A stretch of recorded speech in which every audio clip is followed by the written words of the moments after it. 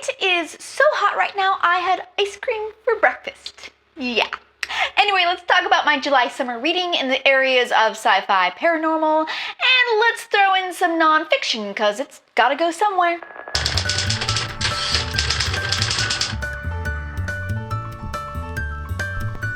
Let's start off with Lock-In by John Scalzi. This was my book club book for July. At first I was like, not another dystopian with a flu virus. But it's more a sci-fi detective story than a dystopian, really. And I really enjoyed the world building. So a deadly flu has caused a significant percentage of the population to become paralyzed or locked in. But their brains are still perfectly active, so they hook them up to robots to navigate the world. This creates almost a new race of humans, sort of. They're called Haydens. Our main character is a Hayden, and he has just been hired by the FBI to work on the Hayden crime team. I gotta say, the socio-economic political ramifications of such a world interested me far more than the actual storyline. There may have been a murder, I think, or something. Still, if you enjoy futuristic detective stories, this was a really good read. Dance with the Devil, Dark Hunter number 3 by Sherilyn Kenyon. This is paranormal romance. I am a huge fan of Sherilyn Kenyon's sci-fi series, but have been a bit hit or miss with the Dark Hunter series. But this one was cute, and this series hasn't tended towards cute a lot in the past, so I'm happy with this one. Astrid is from Mount Olympus and is a judge of souls, and she's been tasked with judging the soul of Zarek, who is a former Roman slave, and is now an exiled Dark Hunter. And there's a lot of snow involved. I recommend it. Blaze of Memory, Side-Changing Book 7 by Nalini Singh. I adore this series. It's got one of my favorite overarching storylines of any romance series. In this one, a scientist has been tortured and brainwashed to do something, but she doesn't know what. To protect his people, Dev must keep her close until he can figure out her embedded mission. But, and this isn't much of a spoiler because they pretty much tell you this right at the beginning, what neither of them know is that her mission is to kill him. What a surprise, right?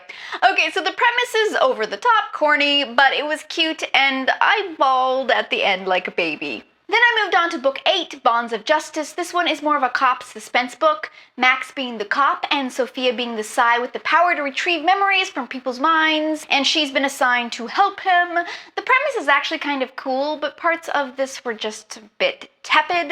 Not enough to ruin my love of the series, but still made me meh on the book itself. 8th Grave After Dark, Book 8 in the Charlie Davidson series by Dorinda Jones. This is a paranormal detective series. Charlie is half Grim Reaper and half private investigator. In this one, Charlie is very pregnant and still hiding out in a convent with her son of Satan husband. She's going stir crazy, and she gets this case which she has to try to solve without leaving the convent. I love this series. If you haven't read it, do read it. It's just funny and entertaining, and I am sadly now all the way caught up, so I'll have to wait till 2016 for my next Charlie Davidson hit. Smoke and Mirrors by Jane Ann Krentz. These are really hard to categorize. They're really paranormal romantic mystery suspense books. This is one of her standalone novels.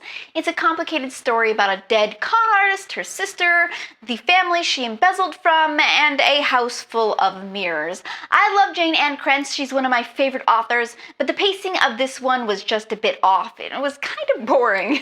Okay, so let's talk about the nonfiction book I read, Predictably Irrational, The Hidden Forces That Shape Our Decisions by Dan Ariely? Yeah.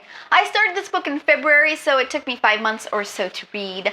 I love this topic. We all think we are so objective and so in control of our world, and the truth is we're not. And I think it's important we recognize that about ourselves as a species, because with that awareness, we can kind of start course correcting for it in our own lives. The actual execution of this specific book was so-so for me. Sometimes he simplified things a bit too much, I think. I'm not one for a book having to be full of academic jargon, but sometimes I felt this book went too far the other way, you know? What's surprising to me is that the Los Angeles Public Library does not have very many nonfiction books in ebook form. I mean, I can find as many romance novels as I want as ebooks at the LAPL, but not nonfiction books. So I may actually have to buy one. Any suggestions on great nonfiction?